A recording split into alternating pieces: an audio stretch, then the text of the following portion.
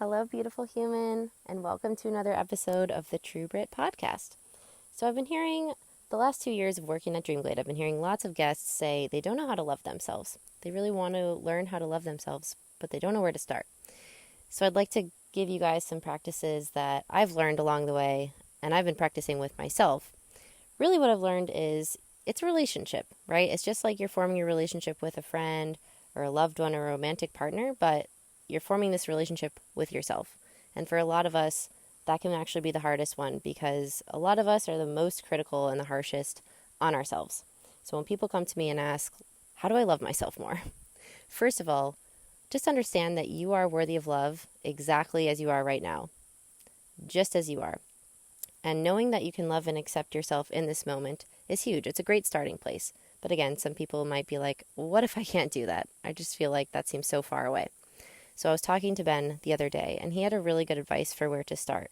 Maybe self-love seems a little bit too far away, or maybe that makes you cringe. So he said he started with self-respect, which I think is a great place to start. And it kind of relates to one of my ayahuasca ceremonies where I realized I didn't trust myself.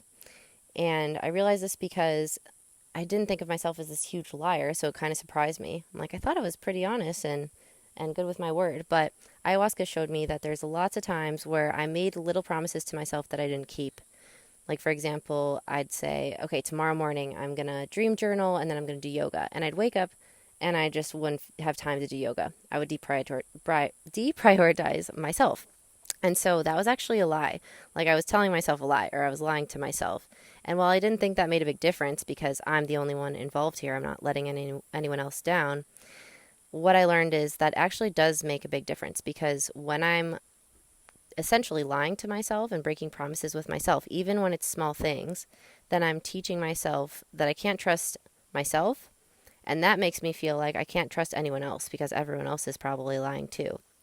And so this kind of showed me this huge spiral of, wow, making micro promises to yourself and breaking them makes you lose trust in yourself and makes you lose trust in the world and other people. So it's not a small thing. It's actually a big thing. And one thing I'd suggest here is start by making little promises that you actually can keep. Like, you know, you're going to be able to make and keep these promises to yourself. For example, I'm going to brush my teeth tonight. I'm going to brush my teeth every night for the next 5 nights. It can be something that you already do that's already in your routine. So you know for sure you're not going to break this promise. It's basically just training yourself. Okay, I can trust myself. And maybe you don't have this issue. Maybe you already respect yourself. And that's awesome. But I know, especially for women, and probably for men too, but we've been trained since we were born that we are not enough. We need products to make us prettier. We need to be skinnier to attract a mate. You know, we see magazines, we see celebrities, now we see Instagram filters. We are not enough just as we are. So a long time ago, well, not a long time ago, but like 5 or 6 years ago when I first really started working on myself, I realized, holy crap, there are so many messages that we are constantly being inundated with from the media, from society, from others, that we are not enough exactly as we are. So to combat that, I got really cheesy about it. Like, I changed my phone background to an affirmation. I had this affirmation app that was basically pinging me affirmations every hour to remind me that I'm good enough as I am.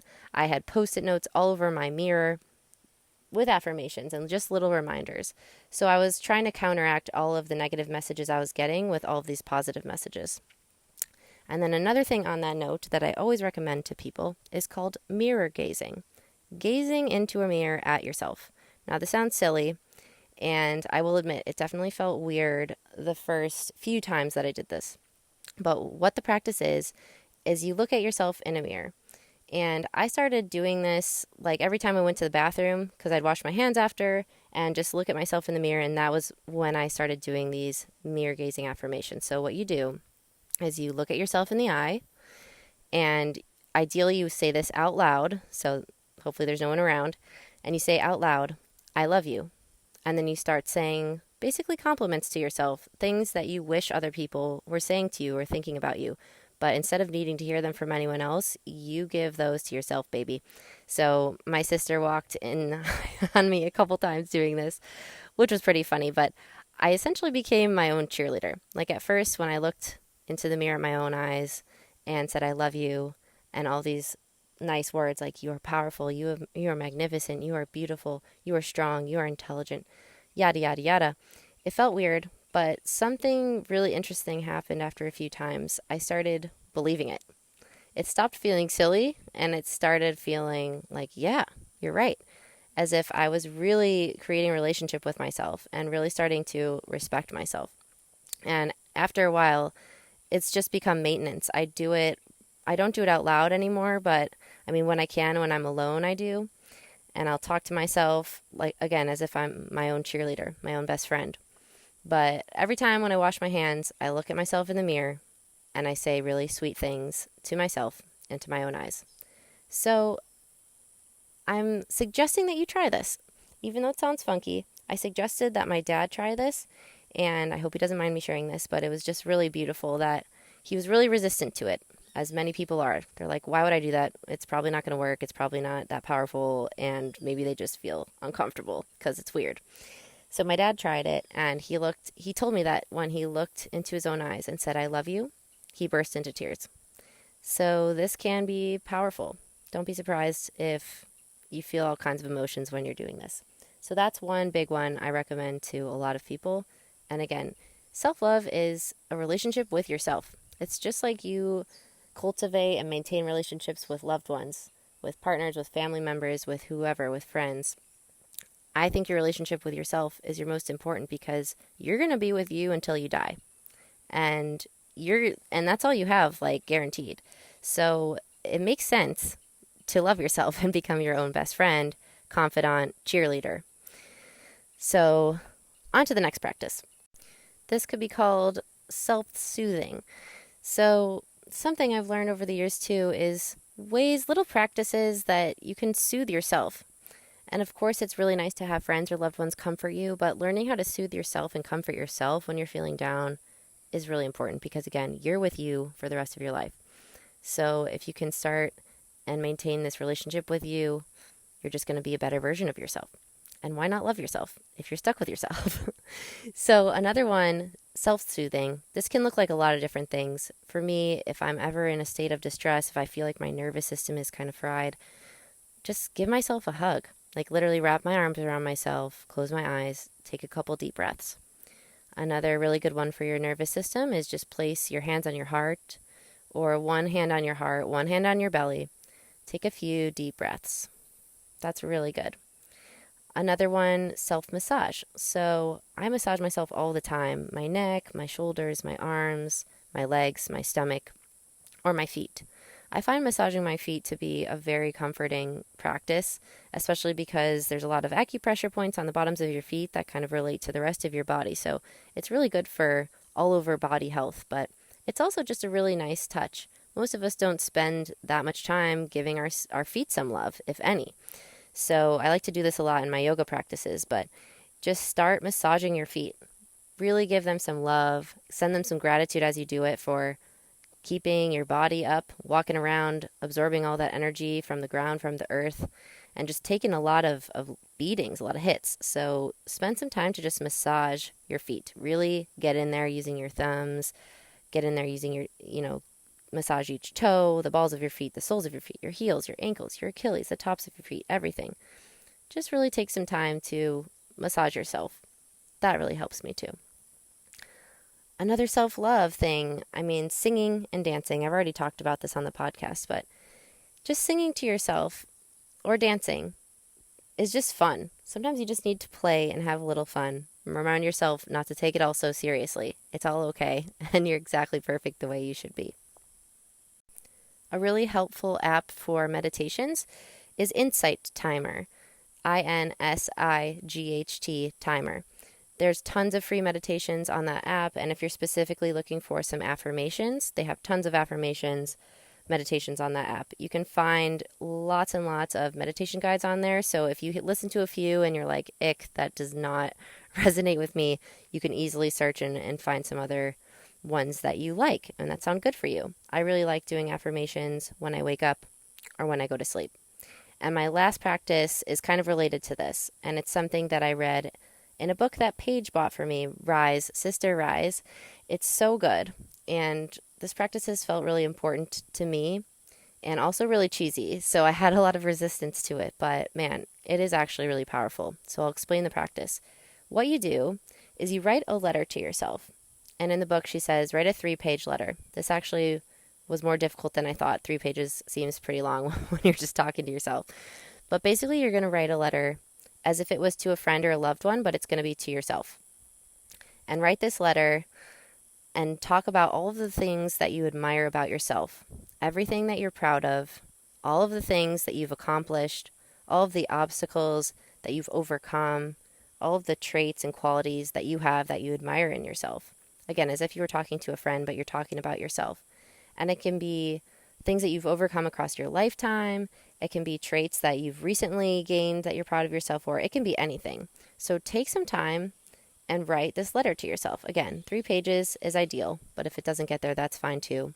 So write this letter to yourself, take your time, and really think about why you're awesome. And again, don't be afraid to feel egotistical here or arrogant or conceited. No, there's no room for that, no space for that here in this practice. This is all about you realizing why you are such a bright light and what gifts you have, what specific unique gifts that you have that you've brought to this world. So write all that out, and don't worry, no one else is going to be listening to this. But what you do after that is you record a voice note of yourself reading this letter. So you're going to read this letter to yourself. And you can write it all like you are, you have overcome this. You are beautiful, fantastic, intelligent, whatever. So then you read it to yourself in a voice recording, and then you listen to it every day for 30 days. I'm pretty sure the author suggests listening to this in the mornings and the evenings. I personally really like listening to it right before bed and sometimes right when I wake up to really set the tone for the day. And if you listen to something right before bed, it's nice because it kind of sneaks into your subconscious and really sinks in there while you sleep. So personally, I like listening to it right before bed or before I meditate. But you can also listen to it in the morning or really anytime you remember during the day.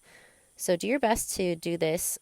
Listen to this recording every day for 30 days, and I'm pretty sure you'll see some change at the end of this. So those are some practices that have really worked for me and that I definitely have been keeping up over time, over the past, 7 years or so. But really what self-love means to me is just accepting myself. Just as you'd accept a friend or someone else, if they make a mistake, you don't totally disown them immediately. So why do you do the same to yourself?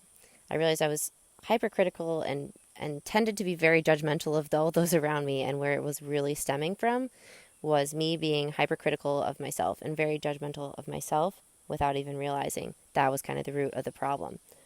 So most of the things we do, we see in other people are projections, right? There's stuff inside of us that we're not aware of or we don't like about ourselves. So when I noticed I was very judgmental of all those around me and very critical, I realized the root cause of the problem was because I was doing that to myself. And that just wasn't helping. That wasn't serving me at all. And again, I'm not perfect, but I have really learned to not listen to that critical voice in my head as much as I listen to the loving, what I call my higher self version of me. And this is a practice. This is not an overnight thing. It's not like you fall in love with someone overnight. So most of us, it's not expected. You're not to be expected to fall in love with yourself overnight, although that can totally happen, and that would be so beautiful. But for me, it's been about cultivating a relationship with myself, like I said, just as I would with a friend or a loved one. And now I can confidently say that I really love myself. And this doesn't mean that I let myself off the hook. I think a lot of people are really afraid of well, what if I love and accept myself right now? Won't that mean that I just stop growing, I stop improving? And I would argue the complete opposite. Once you give yourself that space and that acceptance, and you really love yourself and sit in that, that's where you can grow the most and be the best version of you, the most creative version of you. That's when you can be of service to others the most, is when you're really taking care of yourself. And that was a misunderstanding I had for a while. Well, if I'm not critical, then how am I going to improve? You can still improve without being critical. You just have awareness now. And it's coming from a place of a loving awareness and not a critical awareness. And if and when you make mistakes, because we are all going to make mistakes, we're all human, and as much as I've tried to be perfect, it's never going to happen because we're human. So whenever you make a mistake, it's not about never making a mistake again. It's about being gentle with yourself when you do make a mistake, and just acknowledging that, accepting that, and moving forward, doing better next time. If you don't do better next time, again, be gentle with yourself. Just have some awareness. Awareness is key. Awareness is the first step of growing, of changing. So once you start to be aware of your patterns, aware of your critical voices, the negative, unloving voices, that's okay. You can start to recognize them and put in a gentler voice in its place. Like if you hear a voice that says, "Oh my God, I can't believe you did that. You're so stupid. Everyone's going to think you're a fool." Then maybe you could have another voice come in that says, "It's okay. Don't be so hard on yourself. You're doing great. You're doing your best." So it's kind of about combating those negative voices with a new positive, lighter one.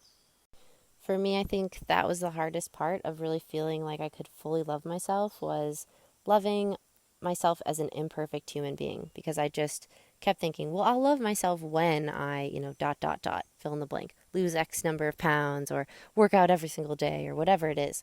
So it's learning to love yourself exactly as you are and learning to love even your imperfections. That was definitely the most challenging part for me, and continues to be challenging, is loving those shadow sides of myself, where so, of course, the first step is awareness, being even aware of your shadow sides or the ugly parts of yourself.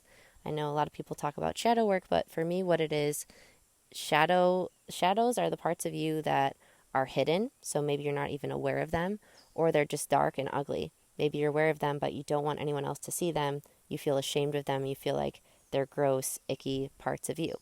So if you can learn to love those gross, icky, shameful parts of yourself, then you become unfuckwithable. And that's not my word. I took it from like Aubrey Marcus in Blue or something. But I love that word because basically it means if you have integrated all the parts of yourself, if you know these parts of yourself, like, oh, I have a lot of shame around this thing I did, or I have a lot of shame and guilt over this part of my personality, but you can actually love those parts of yourself, like really, really love them, and not want to let them go.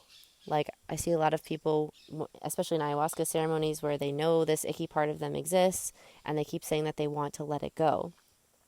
That's not going to help, because as we say, as Stacy used to say, that's like there's something bad inside of you that you want to disown, you want to get rid of. What you need to do is let it in and own it, because it's yours. It's from your past, or it's part of, what makes you you. And that's beautiful. So what you need to do is let these parts in, love them, talk to them, let them know that it's okay that they're there. Let your inner child know that she's safe and justified to feel all of those kind of ugly, uncomfortable emotions. And really start to love the uglier, grosser parts of yourself, the parts that you're not proud of. And that is also the heart of self-love. When you can really love all of the aspects of yourself, including the gross, uncomfortable ones, now you're getting somewhere. Because when you think about it, we do this with our loved ones too. I think this is close to unconditional love, as close as we can get, or as I've gotten, is I love my friends and my family even when they make mistakes, even when I'm super angry at them or they've done things that I think are fucked up. I still love them. And I've learned to do the same with myself. So those are all of my thoughts for now about self-love and self-love practices. So I'd love to hear from you if you try any of these and they work or they don't work, or they help or they don't. I'd love to hear from you also if you have any others that have worked for you. So sending you guys all a big hug, and tell yourself that you love yourself today. Just try that out. Why not? Love you.